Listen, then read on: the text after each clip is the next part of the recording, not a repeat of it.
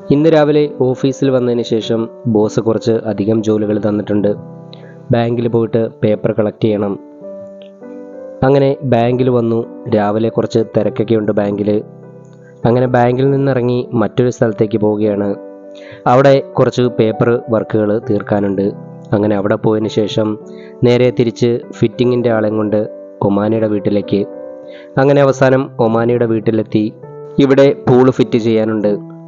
അവസാനം അവിടുത്തെ pool fitting എല്ലാം കഴിഞ്ഞതിന് ശേഷം ഞങ്ങൾ ഇറങ്ങുന്ന സമയത്ത് ഫുഡ് കഴിക്കാൻ അദ്ദേഹം ആവശ്യപ്പെട്ടു.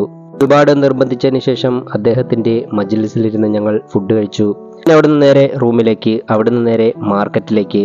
ഇവിടെ മത്തിക്ക് നല്ല വിലക്കുറവാണ്. ഇവിടുത്തെ 500 പൈസയാണ് മത്തിക്ക്. നാട്ടിൽ ഏകദേശം 107 രൂപ വരും. നാട്ടിലെ മത്തിയുടെ വില അറിയാമോ എന്ന് ചോദിച്ചപ്പോൾ ബംഗാളി പറഞ്ഞു 400 രൂപയല്ലേ എന്ന്.